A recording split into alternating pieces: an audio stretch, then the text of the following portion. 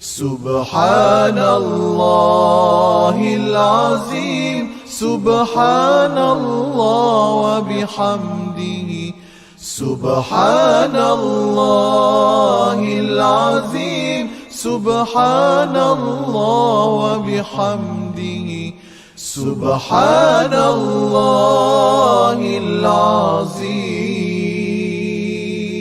سبحان الله وبحمده سبحان الله العظيم سبحان الله وبحمده سبحان الله العظيم سبحان الله وبحمده سبحان الله العظيم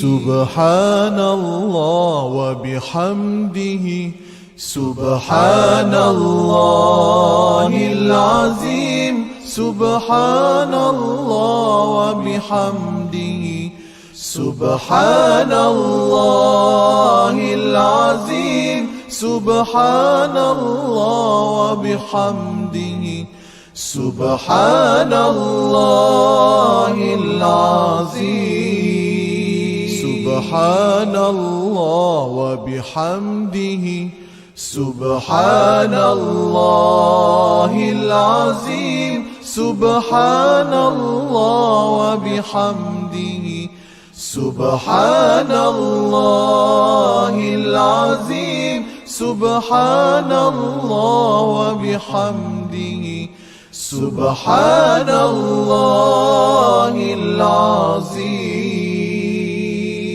سبحان الله وبحمده سبحان الله العظيم سبحان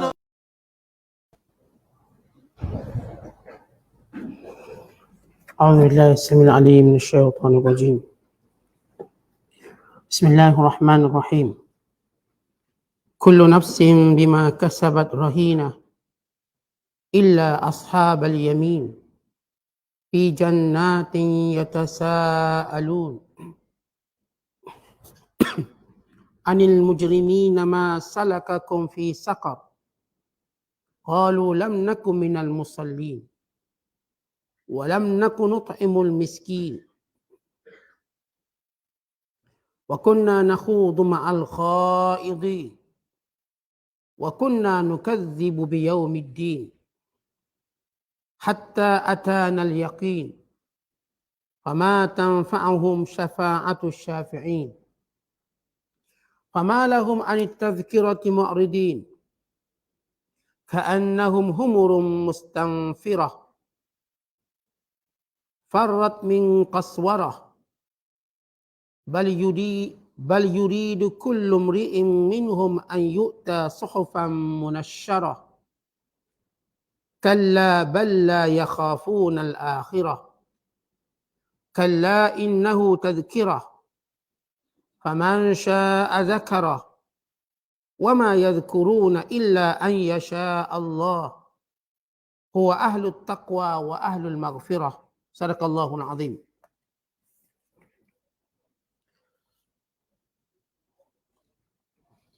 Tiap-tiap diri terikat, tidak terlepas daripada balasan buruk bagi amal jahat yang dikerjakannya. Kecuali puak kanan. Mereka ditempatkan di dalam syurga yang penuh nikmat. Mereka bertanya-tanya tentang tempat tinggal orang-orang yang bersalah. Setelah melihat orang-orang yang bersalah itu, mereka berkata, apakah yang menyebabkan kamu masuk ke dalam neraka sakar? Orang-orang yang bersalah itu menjawab, kami tidak termasuk dalam kumpulan orang-orang yang mengerjakan sembahyang. Dan kami tidak pernah memberi makan orang-orang miskin. Dan kami dahulu selalu mengambil bahagian memperkatakan perkara yang salah bersama-sama orang-orang yang memperkatakannya. Dan kami sentiasa mendustakan hari pembalasan. Sehinggalah kami didatangi oleh perkara yang tetap diyakini. Maka tidak akan berguna kepada mereka sebarang syafaat pertolongan Kalau ditakdirkan ada sesiapa yang boleh memberikan syafaat itu, kalau demikian halnya orang-orang yang bersalah, maka mengapa mereka berpaling lari dari peringatan Al-Quran? Seolah-olah mereka sekawan keldai liar yang lari, melarikan diri ketakutan dari singa. Mereka tidak merasa cukup dengan peringatan itu. Bahkan tiap-tiap seorang di antaranya mahu supaya diberikan kepadanya lembaran surat yang terbuka yang diturunkan dari langit untuk dibaca oleh mereka sendiri. Sebenarnya bukan kerana kemahuan mereka tidak berhasil, bukan mereka tidak percaya dan tidak takut akan hari akhirat. Ketahuilah, sesungguhnya Al-Quran itu adalah satu peringatan yang sangat besar pengajarannya. Oleh itu sesiapa yang mahu beringat, dapatlah ia mengambil peringatan daripadanya. Dan dalam pada itu tiadalah mereka dapat beringat melainkan jika dikehendaki Allah.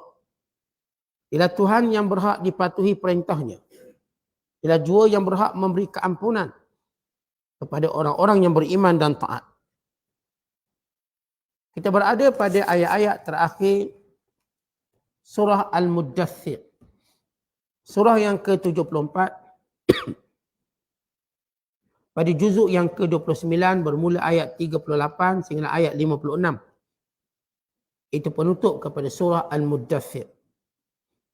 Surah yang kita bacakan ini menceritakan tentang dialog antara penghuni syurga dengan penghuni neraka. Sebab kenapa mereka dimasukkan dan dihumbangkan dalam neraka.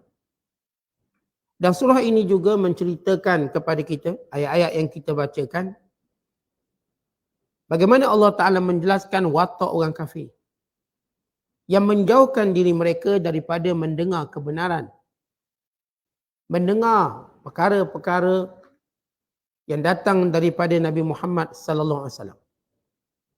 Bahkan mereka meminta perkara bukan-bukan sebagai satu cara mereka menghina Rasulullah sallallahu alaihi wasallam.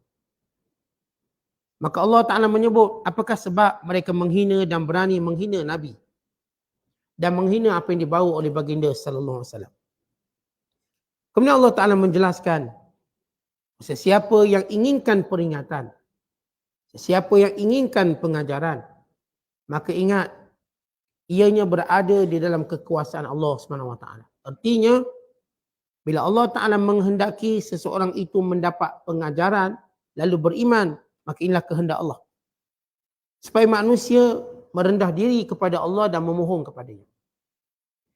Dan Allah Ta'ala menjelaskan dalam penutup ayat ini bahawa Allah itu ialah ahlu taqwa. Yang satu-satunya berhak ditakuti. Dan ahlul maghfirah. Satu-satunya yang sifat esa dalam memberi keampunan kepada hamba-hambanya. Bila Allah Ta'ala memulakan ayat dengan berfirman, kullu nafsin bima kasabat rahinah. Setiap diri dengan apa yang mereka lakukan, mereka akan bertanggungjawab. Ayat ini Allah Ta'ala menjelaskan kepada seluruh hamba-hambanya dan manusia. Sama ada kamu melakukan perkara yang baik, maka kamu selamat. Ataupun kamu melakukan perkara yang jahat, maka kamu telah membinasakan diri kamu. Kerana setiap diri bertanggungjawab dengan apa yang mereka lakukan. Ingat apa yang mereka buat, kufur pada Allah, menolak kebenaran, kesannya kembali pada mereka. Bila mereka lari daripada kebaikan, kesannya pada mereka. Bukan rugi orang yang menyuruh kepada kebaikan.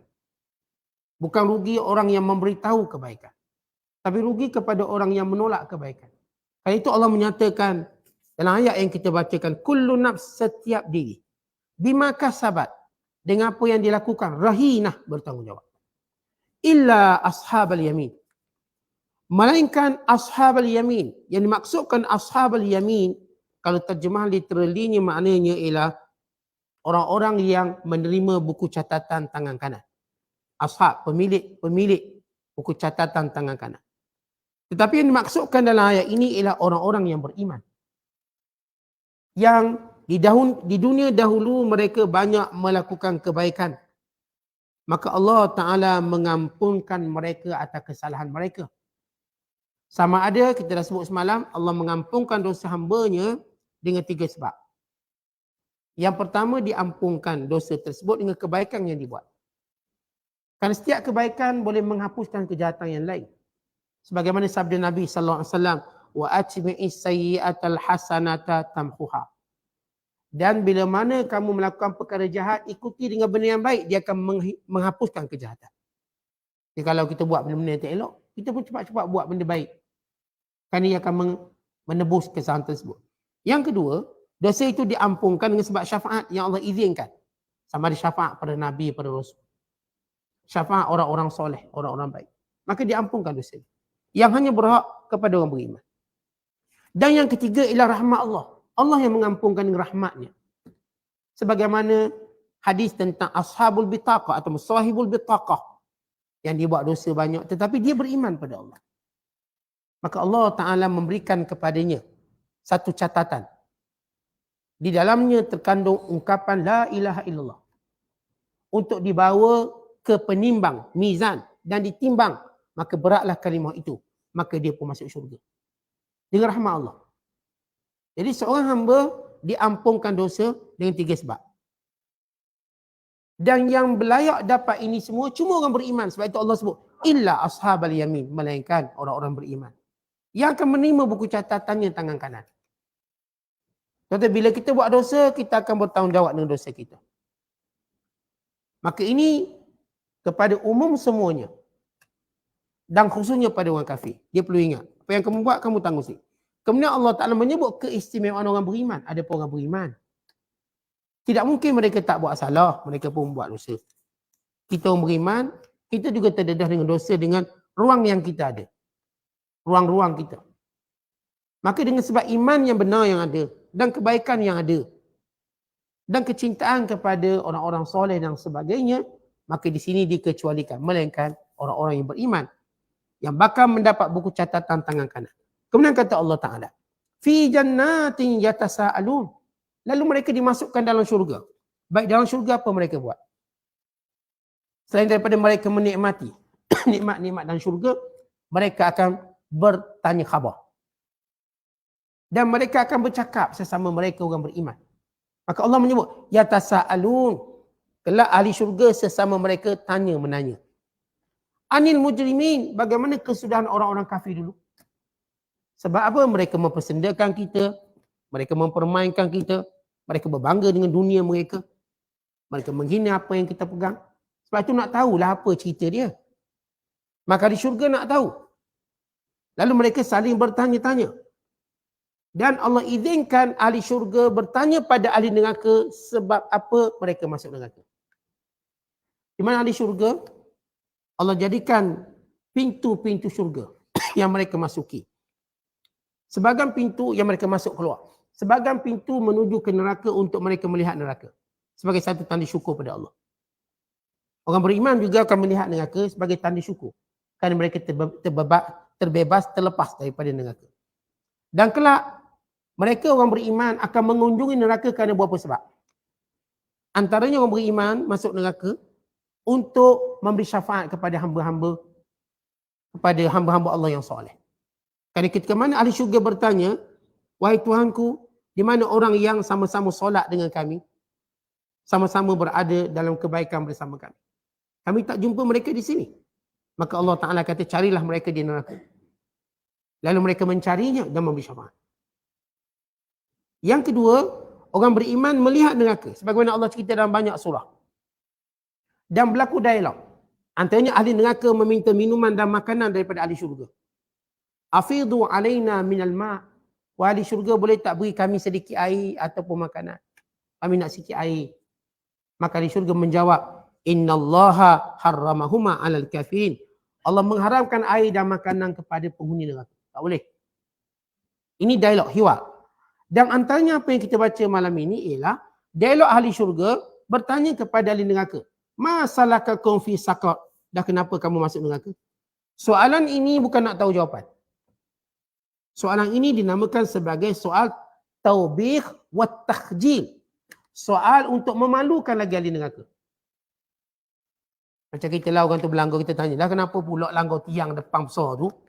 Ditanya tu bukan nak jawab. Kita nak pelekeh dia sebesar tu tiang awak langgar. Kenapa pula? Dipanggil takhji. Soal untuk memalukan. Bukan soal nak tahu jawapan. Sebab dalam bahasa kita sendiri pun, bukan semua tanya tu memberi maksud nak tahu jawapan. Kadang-kadang tanya tu nak marah. Kenapa tak pergi sekolah? Kita marah nak. Kenapa tak pergi sekolah? Kenapa tak masuk kelas? Bukan nak tahu jawapan, nak marah. Kenapa tak pergi sekolah? Kenapa buat macam ni? Kenapa buat macam tu? Maka ahli syurga menempelak ahli neraka yang dahulu mempersendakan mereka. Dah kenapa masuk neraka? Sebab apa yang mereka dahulu persendakan pada ahli syurga, ketika mana ahli syurga melakukannya di dunia, mereka mempersendakan. Lihat, benda yang kami buat itulah kami masuk syurga. Benda yang kamu persendakan itulah sebab kamu masuk neraka. Maka sebab itu ahli syurga tanya, masalahkakum fi saqar? Dah kenapa masuk neraka? Lalu bila ahli neraka ditanya oleh ahli syurga, dia kena jawab. Dia tak ada kata, malas aku jawab. Tahu-tahulah sendiri. Tak. Itu cerita kat dunia malah jawab. Ahli syurga bila ditanya, dia mesti jawab. Mesti jawab. Dia tak ada istilah senyap, tak nak cakap. Itu cerita kat dunia. Maka kata ahli neraka, qalu, kata mereka ahli neraka, lam nakum minal musallin. Dijawab dengan 4 jawapan. 4 sebab. Kenapa kami masuk neraka saqar? Dan keempat-empat sebab inilah yang mereka persendakan orang beriman dahulu buat di dunia. Qalu lam nakum minal musallin. Kami dulu kat dunia tak sembahyang. Walau mereka ni kafir tapi sebut sembahyang. Dan ini yang kita selalu sebut bahawa orang-orang kafir sebagaimana mereka dituntut dalam perkara-perkara yang bersifat akidah, keimanan pada Allah, mereka juga dituntut dalam hal-hal kewajiban dalam ibadat. Mereka tak sembahyang, mereka ditanya. Mereka tak pergi haji, mereka ditanya. Mereka tak puasa pun mereka ditanya. Kenapa? Sebab kalau mereka masuk Islam, mereka boleh buat semua benda tu. Kenapa tak sembahyang? Kenapa tak puasa? Kenapa tak sembahyang? Oh, sebab kami kafir. Kenapa tak masuk Islam? Untuk kamu buat benda ni. Maka jawapan mereka pertama, kami tak sembahyang. Ini kerana orang kafir suka mempersendakan orang beriman ketika mereka sembahyang. Dan menghalang orang beriman daripada sembahyang. Contoh kalau kita lihat sejarah sampai sekarang.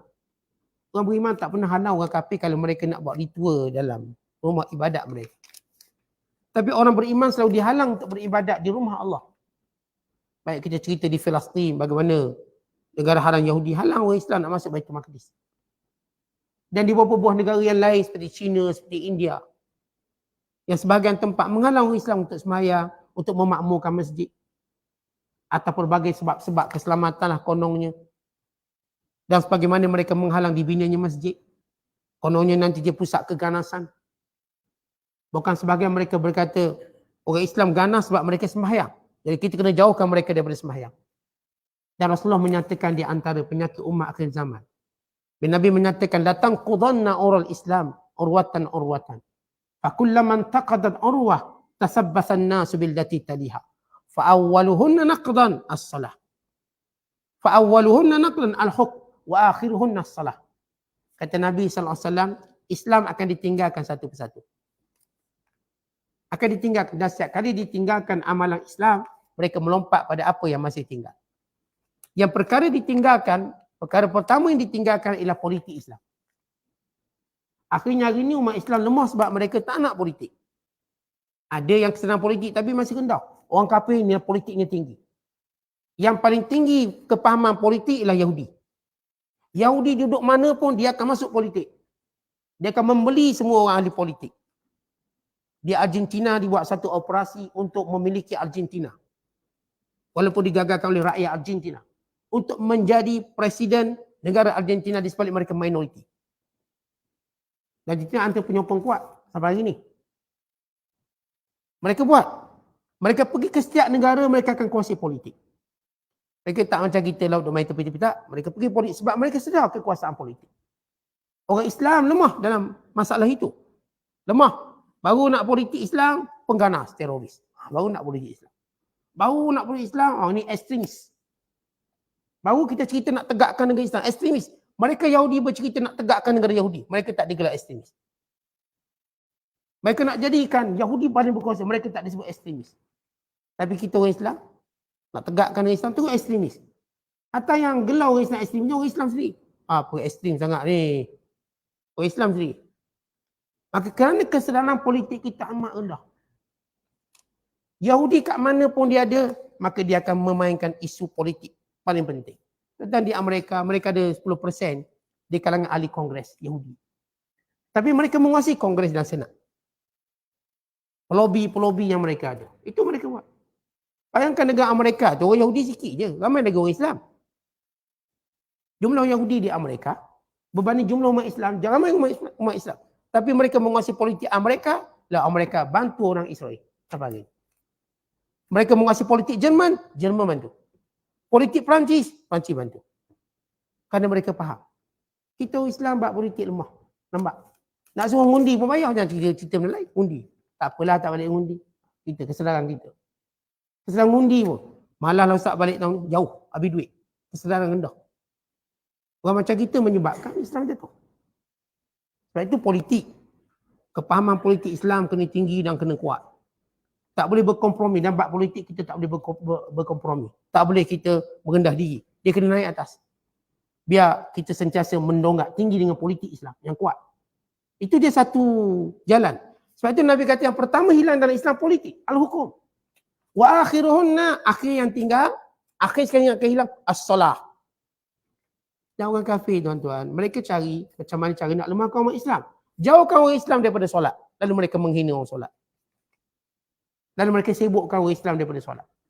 Setengah-setengah kilang, setengah tempat kerja tak benarkan solat. Yang kata boleh solat mudah-mudah. Solat Jumaat ke? Ibu solat fardu. Tidak semudah itu. Nak solat tempat terbuka pun tak dibenarkan. Nak buat masjid pun dilarang. Ada beberapa buah negara di Eropah. Seperti Serbia. Dan ada beberapa buah negara lagi. Tidak membenarkan di masjid. Tak benar. Awak nak sembahyang kat rumah. Tak dibenarkan. Sampai sekarang. Mereka berusaha menghalang. Maka bila Allah menyebut kesalahan orang kafir, kerana benda inilah yang mereka sekat orang Islam, mereka pemainkan orang Islam, pelekehkan orang Islam. Lalu orang kafir yang masuk neraka berkata, qalu lam nakum minal musallin, kami tak sembahyang. Wa lam nakun nut'imul miskin, kesalahan kedua kami sebab kami tidak mempedulikan orang miskin. Yang dimaksudkan memberi makan fakir miskin kata ulama ialah zakat. Sebab menjadi kebiasaan Al-Quran bila sebut solat zakat. Solat zakat. Wa aqimus solat wa atuz zakah. Kerana zakat memberi maksud keprihatinan kepada orang miskin. Keprihatinannya orang miskin jangan sampai mereka tak boleh makan. Sebab itu disebut walam nakunut imul miskin. Kami tak beri orang miskin makan. Kerana orang Islam menjaga hak orang miskin untuk makan dengan cara zakat. Sebab itu tuan-tuan lihat charity paling terbesar di dunia zakat. Di sebalik orang Islam tidak ada penguatkuasaan dalam negara mereka tentang zakat, umat Islam tetap bayar zakat. Tuan-tuan tengok di mana-mana negara Islam dia tak ada penguatkuasaan zakat. Even kita di Malaysia, kalau tuan-tuan tak bayar zakat kena apa-apa ke? Tuan-tuan tak bayar zakat ada kena apa-apa? Tak kena apa-apa.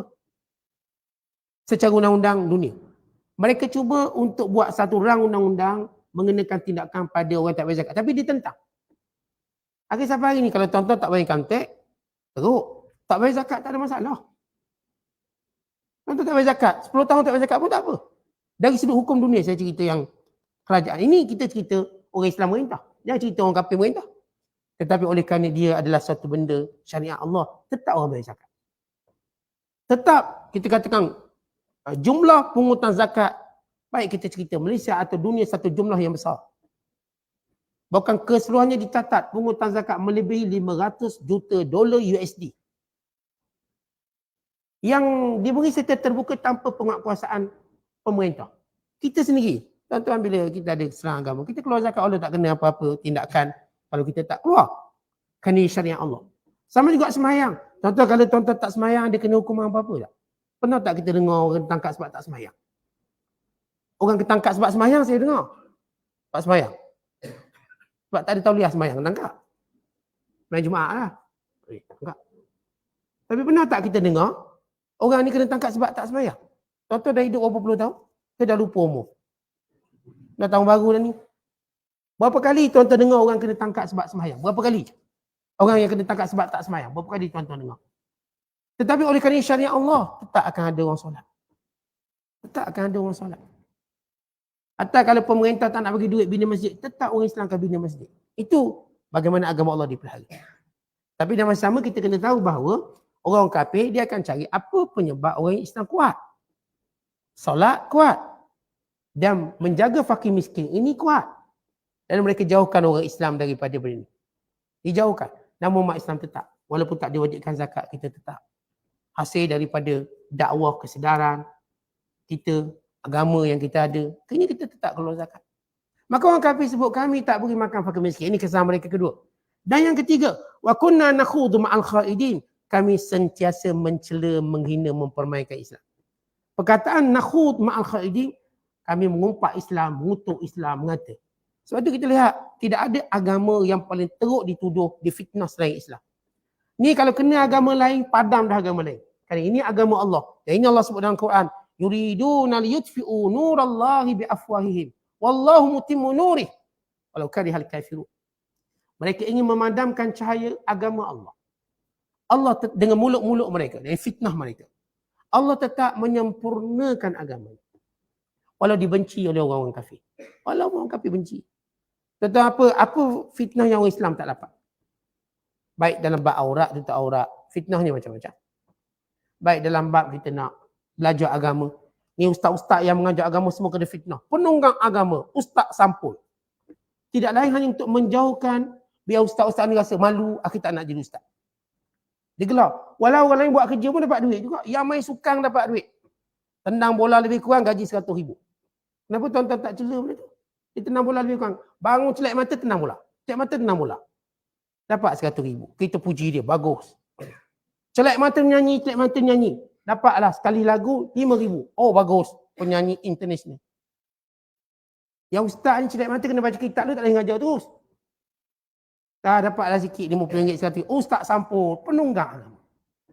Ungkapan ini untuk menjauhkan orang daripada agama. Tentang mana sahabat-sahabat saya tinggalkan ceramah kerana takut gelaran itu. Dia pun bisnes. Masuk bisnes. Kita bukan lagi ustaz sampul. Tapi apa jadi pada madi-madi agama? Apa jadi pada tazkirah? Satu yang menyanyi dengan bangga dibayar RM5,000 satu lagu. Saya tanya ada orang tu jemput penyanyi tu. Saya tanya berapa satu lagu? RM5,000 tu ya. Sebab dia jemput saya majlis dia. Saya tanya ada penyanyi tak? Ada penyanyi. Siapa nyanyi? Oh, berapa bayar? Tanya. Satu lagu RM5,000. RM25,000. Ada orang kata dia penyanyi sampul. Tak ada. Penyanyi international. Penyanyi international. Kata ini sebenarnya ungkapan ini menjauhkan orang dari agama. Kita pun takut.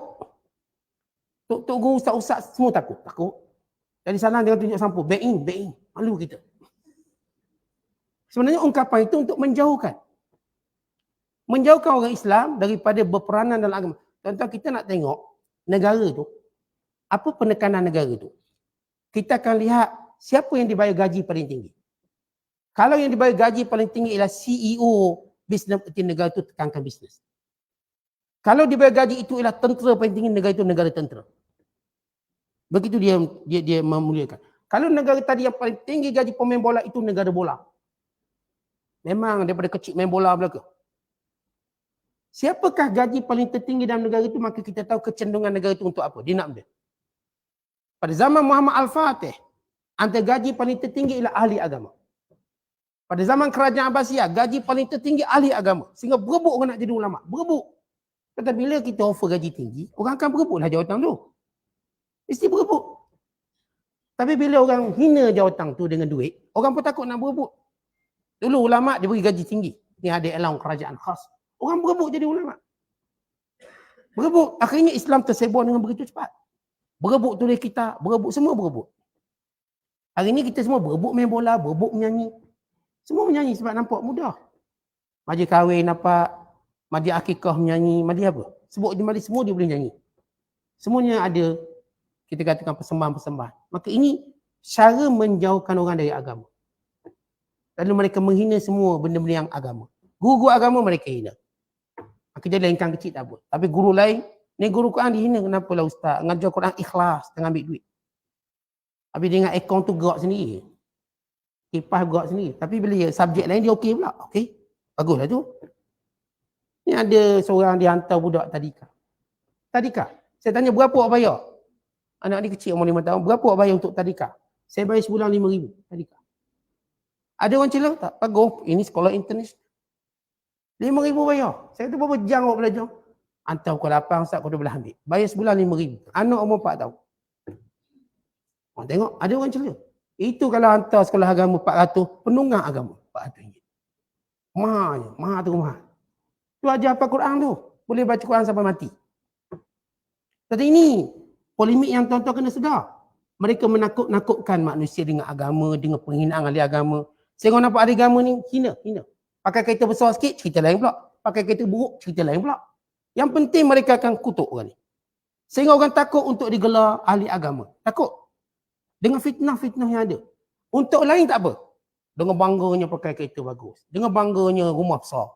Tapi kalau agama sikit, dia lebih sikit orang bercakap. Orang mula kata. Untuk menjauhkan. Akhirnya siapa nak mewah ditinggalkan agama. Ini pengalaman saya dengan kawan-kawan saya asatizah, Ustaz. Bila saya tengok mereka berhenti kuliah. Saya tanya kenapa berhenti kuliah? Kata kami tak nak digelar sebagai ustaz sampul. Kami nak cari duit sendiri. Baik kami meniaga. Buat produk kaya. Jadi kalau kami pakai kereta apa pun tak ada pun orang kata. Sedangkan saya kata orang lain boleh buat benda yang lebih teruk daripada ataupun lebih mudah daripada orang-orang lain. Dia boleh dibayar dengan gaji yang tinggi tanpa ada orang yang menghina. Kata saya kata buat main. Orang main pun gaji tinggi. Dia main je kerja dia. Dia tak buat apa main. Kena bola kita pun beli tiket tengok. Apa kita dapat? Tak dapat apa. Seronoklah sikit-sikit. Dengan orang yang mendidik kita. Tahu hukum hakamnya. Sampai tahu halal haramnya. Dosa pahalanya. Tahu kewajiban zakatnya. Tahu benda syubahahnya. Tahu sekian-sekian. Maka demikian. Ini yang kita sebut perkataan. Wa kunna nakhudu ma'al khaidin. Kerja kami ialah menghina agama. Sehingga orang takut mendekati agama. Orang nak pergi kuliah takut. Sebab nanti kata ta'asuk. Tuan-tuan belajar untuk guru, mana ustaz, oh ni ta'asuk ni. Tapi kalau peminat kepada pemain bola dan ini tak panggil ta'asuk, ini panggil peminat. Top fan nama dia. Sehingga sikit. Ni peminat besar atas. Kalau orang minat agama, pergi gaji sikit lagi kuliah ustaz tu. Maghrib subuh. Gaji. Ta'asuk tu. Ta'asuk tu dipanggil. Lihat, dia menjauhi. Kau boleh kuliah ni biar pergi sebulan sekali, baru tak ta'asuk. Bagus. Jadi yang pergi sebulan sekali itu semua geng-geng yang tidak ta'asuk ustaz. Bagus. Tahniah. Awak tidak ta'asuk. Yang kerap pergi kuliah ni bahaya ni. Ta'asuk semua ni. Itu cara mereka mainkan sentimen. Habis kalau minat bola, gila-gila minat dengan jersey dengan apa. Orang kata ni bagus ni. Ni baju dia semua dia kelab. Bola sepak ni. Pergi tengok kat stadium. Tak ada seorang pun kata dia ta'asuk. Bahkan orang kata dia orang hebat. Minat bola. Orang sekian. Orang juga mencontohi dia. Baik ini dia. Wa kunna nakhudu ma'al khaidin. Kerja kami menghina agama supaya orang jauh. Tuan-tuan tengok macam mana orang jauhkan agama daripada kita. Sekolah agama dijauhkan kita. Toko agama dijauhkan kita. Semua benda dijauhkan. Lalu kita dekat dengan apa? Kalau kita jauh agama, kita dekat dengan apa? Lalu kita pun dekat dengan benda-benda yang melarang kita. Kemudian kata Allah, kesalahan kami keempat. Wa kunna nukadzibu biyaumiddin. Kami tak percaya kiamat. Kami tak percaya hatta atanal yaqin. Sehinggalah hari ini kiamat berlaku. Barulah kami percaya. Bila ahli syurga tanya ahli neraka, kenapa masuk neraka? Dengan soalan memalukan. Kami dulu tak sembahyang, kami tak zakat. Kami dulu suka kutuk-kutuk orang Islam. Dia cakap hal buruk tentang Islam. Dan kami dahulu ialah orang tak percaya kiamat. Dan hari ini berlaku kiamat. Kemudian Allah Ta'ala sudah menyebut tentang jawapan orang-orang kafir yang masuk dalam neraka. Apa kata Allah? Fama tanfa'uhum syafa'atus syafi'in. Hari ini tak ada seorang pun yang boleh beri syafaat pada mereka, baik nabi-nabi dan rasul atau orang beriman yang soleh. Tak ada. Orang kafir diharamkan mendapat syafaat. Tak ada.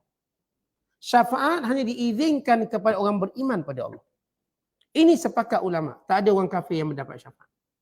Walaupun dia keluarga nabi, walaupun dia ni ada hubung kait kekeluargaan dengan para nabi alaihi wassalatu wassalam, tak akan dapat syafaat. Kemudian kata Allah, fama lahum anit tadhkirati mu'ridin. Dah apa sebab mereka jauh sangat daripada, kenapa mereka lari ketika mana dia beri peringatan? Anit tazkirah, waktu beri tazkirah, mu'ridin, mereka lari, mereka meninggalkannya, mereka berpaling. Apa sebab tak nak dengar ceramah? Apa sebab? Lalu Allah menggambarkan bagaimana mereka cuba menjauhkan diri mereka daripada Rasulullah SAW. Dan daripada kebenaran yang disampaikan pada mereka. Kata Allah Ta'ala, ka'annahum humurum mustanfirah. Mereka seperti kuda-kuda belang yang memecuk laju. Perkataan humur daripada perkataan himar, humur. Humur di sini kata ulama dipanggil himarun wahsyi. Himarun wahsyi, kuda belang. Kita ada perkataan himar ni ada dua. Pertama kita panggil himarun ahli. Himarun ahli keldai biasa tu. Yang tuan-tuan tengok atas jalan. Yang kedua kita panggil himarun wahsyiyun, kuda belang. Sebab kalau kuda biasa tu himaru ahli, dia tak lari laju. Kita dang kejar dia, tak lari laju. Tapi kalau kuda belang, dia boleh lari sampai 70 km sejam. Sehinggalah 110 km sejam. Dia punya kelajuan. Balik nanti tengok. Dokumentari binatang kuda belang. Animal Planet. Tengok kelajuan dia. 70 sehingga ada sampai 100. Kelajuan dia. Allah menggambarkan, ya, bagaimana Allah suruh kita tengok ni binatang-binatang ini. Dia suruh apa yang kita perlu ambil pengajaran. Orang kafir dia punya lari daripada tazkirah macam kuda belang yang memecuk laju. Lari daripada apa? Farrat min qaswarah, lari daripada kejarang singa. Qaswarah maknanya singa. Takut-takut ada yang nak namakan syarikat qaswarah sendiri yang berhak. Syarikat singa. Itu qaswarah. Farrat min qaswarah. Umpama mereka lari daripada mendengar tazkirah, mendengar ceramah Rasulullah, mendengar peringatan Rasulullah. Macam kuda-kuda belang yang lari dia kejar singa. Kuda belang bila lari dia kejar singa, laju sungguh lah. Laju. Langsung tak akan berhenti. Maknanya, antara sebab kenapa mereka tak beriman, kerana mereka tak nak duduk dengar nasihat yang baik. Contoh kalau mereka duduk, beri masa untuk dengar nasihat baik, nescaya mereka akan beriman. Kalau kita sendiri, kita nak jadi baik, kita nak jadi orang soleh, kita nak jadi orang yang menerima kebenaran, tuan-tuan kena letak sedikit masa duduk. Jangan lari. Duduk dengar orang ceramah sikit. Duduk orang nasihat sikit, duduk dengar. Kerana barangkali terbuka hidayahnya. Bila kita tak nak dengar, suruh pergi masjid, tak nak pergi masjid. Kadang-kadang rumah sebelah masjid pun tutup pintu. Ada sahabat saya, ceramah, dia kempen macam-macam nak suruh datang kuliah dia. Akhirnya dia suruh speaker itu kuat sikit. Tapi kita Ustaz tahu apa Ustaz? Saya sengaja speaker itu saya letak 7 rumah dia, biar dia dengar. Dia boleh tutup tingkap pula. Habis cara dah tutup tingkap. Tak nak dengar. Dan apa yang saya boleh buat? Saya dah buat apa yang saya boleh buat. Tapi jenis tak nak dengar, masjid tak nak pergi, suara tak nak pergi, dia boleh tutup semua tingkap. Jangan sampai masuk suara. Biar kedap suara. Maka Allah Ta'ala mencela orang-orang yang tidak mahu mendengar kebaikan. Tuan-tuan sekalian, tak ada rendahnya kita bila kita dengar nasihat orang. Duduk dengar nasihat. Barangkali kita di bawah yang dengar mungkin boleh buat lebih baik daripada yang menasihati kita. Macam coach-coach lah dia nasihat kita pun buat. Coach tu kalau suruh dia buat, dia pun tak pandai. Tapi nasihat dia bagus. Baguslah dia nasihat. Macam orang main bola juga, jurulatih bola tu. Dia latih buat macam ni, buat macam ni. Nasihat dia bagus, kita ikut, menang. Tapi kalau coach tu main, dia pun tak menang. Kan itu kadang-kala. Yang dengar nasihat boleh buat lebih baik daripada yang beri nasihat. Seorang ustaz kata beri nasihat supaya buat tu, buat ni. Yang di bawah ini akhirnya lebih baik daripada ustaz yang menyampaikannya. Sebab itu kita tak hina apa pun kalau kita dengar nasihat. Apakah hina kita? Kita dengar konten yang baik-baik, nasihat baik-baik. Nanti balik kita nak buat. Pada isteri kita, pada anak-anak kita, pada masyarakat kita. Pada cara muamalah kita dan perniagaan. Muamalah kita dalam pekerjaan dan jawatan. Kita dengar nasihat baik. Jangan rasuah. Jangan ponteng kerja. Dengar nasihat baik. Kerja sungguh-sungguh. Jangan malas. Maka ambil tazkirah dan nasihat yang baik ini. Tapi orang kafir, di sebalik kemuliaan Rasulullah, Nabi tak bercakap dengan mencemooh, tidak menghina, jauh sekali memaki. Nabi bercakap bahasa yang paling baik. Kalau mereka tu orang tak nak dengar lah sebab Nabi ni suka maki. Nabi ni suka bodohkan orang. Tak. Rasulullah tak. Rasulullah bercakap dengan bahasa yang paling baik untuk didengar ni.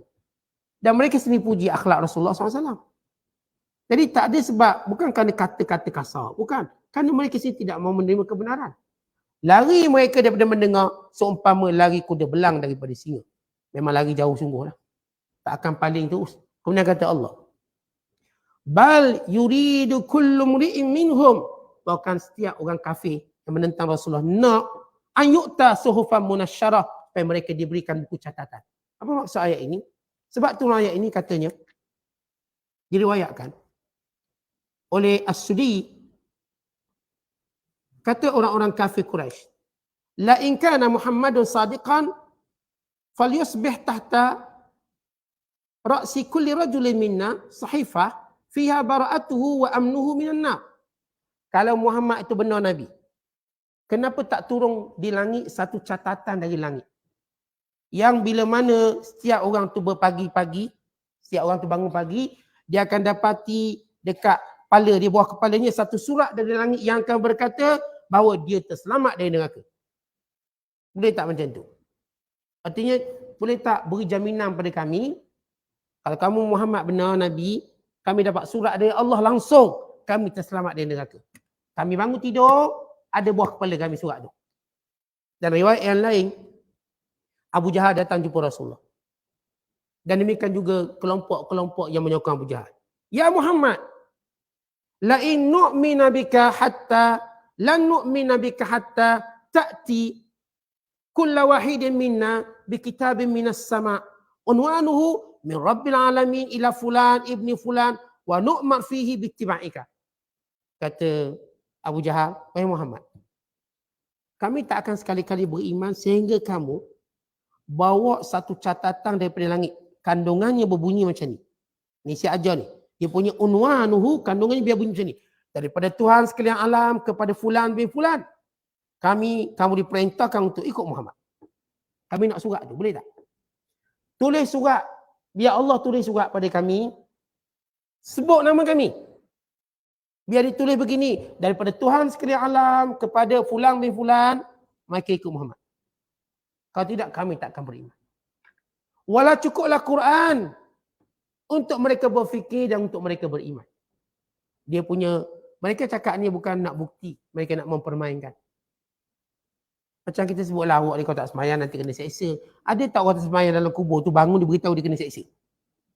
Dia punya ayat dia. Dia tak tunggu ahli kubur tu bangun beritahu saya kena seksa sebab tak semayang. Kalau macam tu semua orang semayang. Cukup Allah beritahu dalam Quran. Cukup Allah Ta'ala, cukup Nabi SAW sebut dalam hadis. Yang tak solat masuk neraka. Allah beritahu. Ini ahli orang kafir yang masuk neraka dalam sakar. Mereka kata, lam nakum minal musallin, kami tak semayang. Itu kan maksud. Jelas orang tak semayang dalam neraka. Allah beritahu. Takkan kamu nak tunggu, baik. Fulang bin fulang masuk neraka sebab tak semayang. Kalau keluar statement tu, boleh kami boleh fikir, kami boleh ikut. Kenapa nak suruh statement satu persatu? Cukuplah kenyataan umum macam tu. Kalau semua perintah kita nak arahan macam tu, tentu kita ni duduk dalam negara yang kita sentiasa dapat perintah.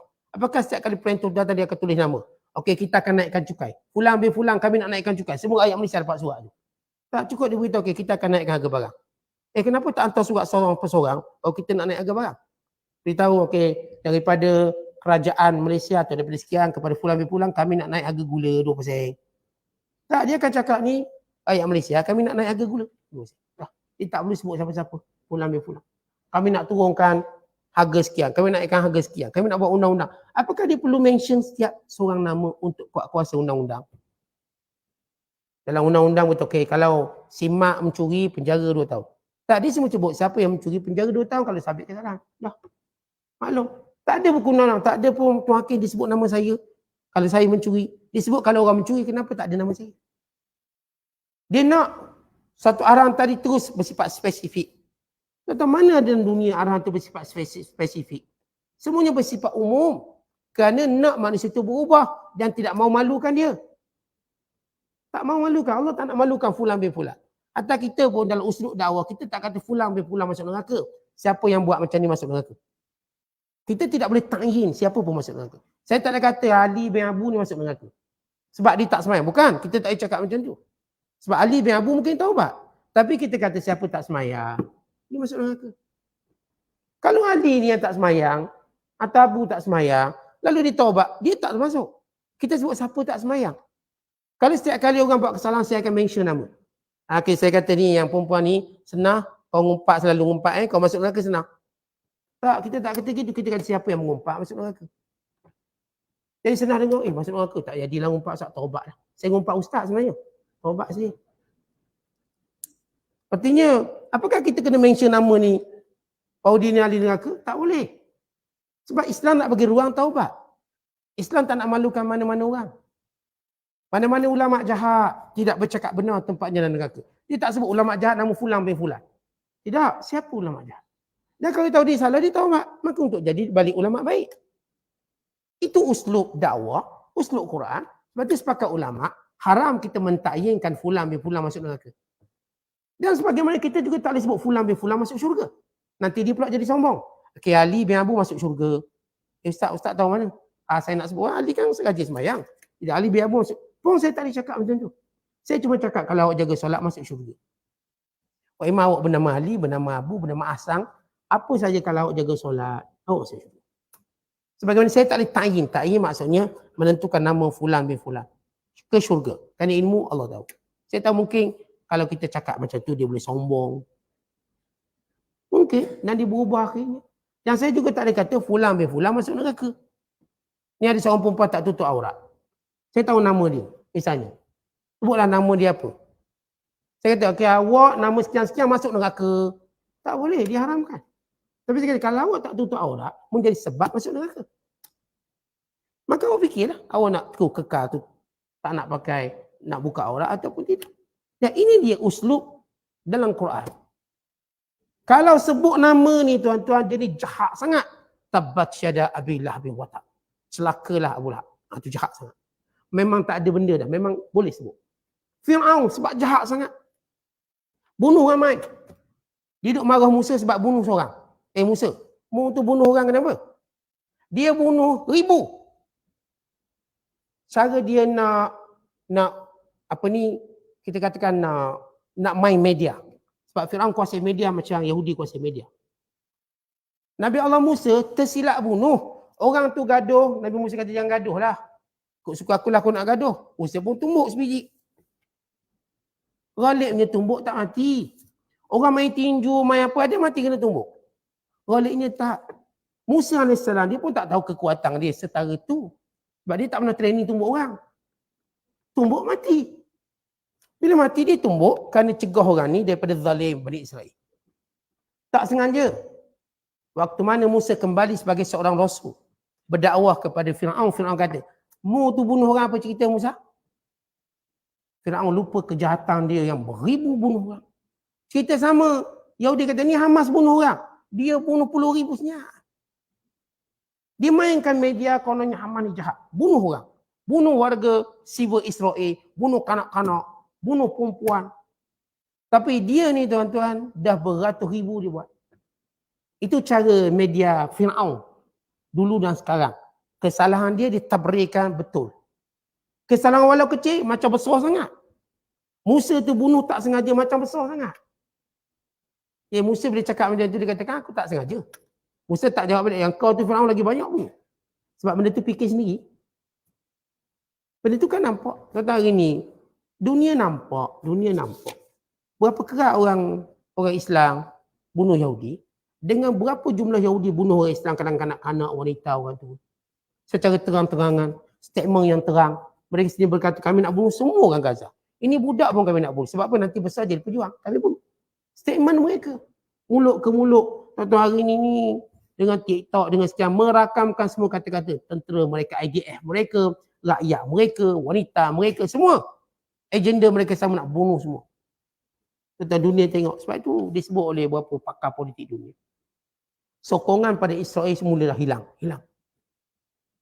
Mula dah hilang ramai. Hatta wartawan yang dahulunya menyokong Israel, mula pun tak percaya Israel sendiri. Sebab nampak. Yang dibunuh seorang di BC. Duk cerita 7 Oktober tu. Yang dia 8 Oktober, 9 Oktober, 10 Oktober, 11. Sampai tahun baru 2024. Tak habis lagi cerita bunuh orang ni. Dia cerita satu tu. Ini di antara kejahatan-kejahatan media yang mereka kuasai. Fir'aun zaman tu, hari ni mereka. Maka orang kafir, tuan-tuan sekalian kita sebut. Bagaimana mencela Nabi SAW kata, kenapa tak tulis surat mentionkan nama kami ni ahli syurga. Kami ni bebas dari neraka. Baru kami beriman. Lalu kata Allah, kalla, jangan sekali-kali begitu wahai Muhammad. Jangan layang dia ni. Balla yakhafun al-akhirah. Hakikatnya mereka ni sebenarnya sebab tak takut akhirat. Tak percaya akhirat. Bila tak percaya akhirat, duk main macam-macam. Nanti neraka penuh apa cerita? Tak percaya akhirat. Oh nanti kalau sekian-sekian apa cerita? Ini orang tak percaya akhirat bercakap. Kalla innahu tazkirah. Maka jangan sekali-kali kamu melayan mereka dengan kejahatan mereka itu, wahai Muhammad. Kalla, dulikan mereka. Innahu tazkirah. Cukuplah Al-Quran itu sebagai tazkirah. Cukuplah. Tak perlu nak turun benda ni satu persatu. Cukup kalau kamu baca Quran, kamu nak petunjuk, kamu nak hidayah, kamu nak amaran, kamu nak peringatan. Cukup. Innahu tazkirah.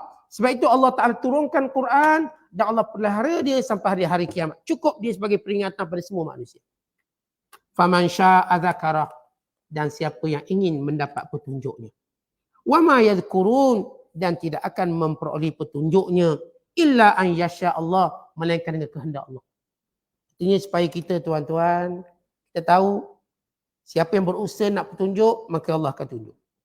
Namun hakikat beri petunjuk ni Allah. Supaya kita sentiasa meminta dan merayu, minta dengan Allah, ya Allah, tunjukkan kami jalan yang lurus. Ya Allah, jadikan Quran sebagai hidayah kepada kami. Allahumma hdina bihidayatil Quran. Ya Allah, hidayahkan kami dengan hidayah Al-Quran. Sebagaimana kita sebut dalam doa, dalam bacaan kita, ihdinas siratal mustaqim.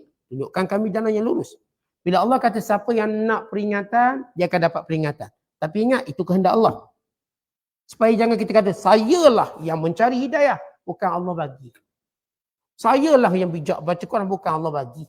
Sayalah orang baik, bukan Allah beri awak baik.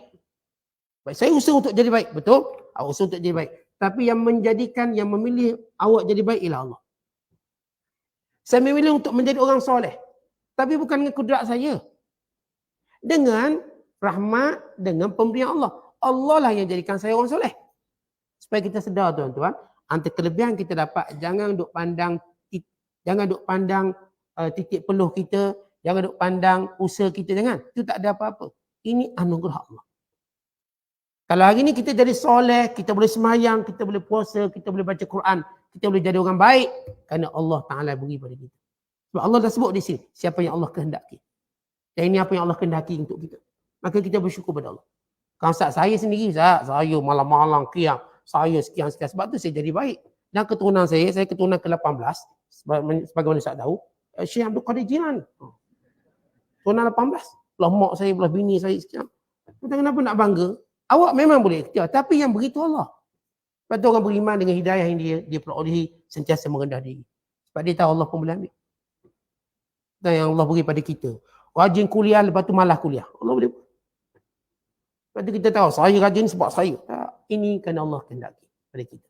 Sebab tu doa selalu baik-baik dan pengakhiran yang baik untuk kita.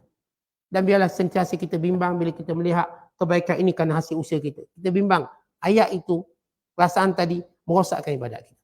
Kemudian kata Allah, huwa ahlut taqwa. Allah lah satu-satunya yang perlu ditakuti.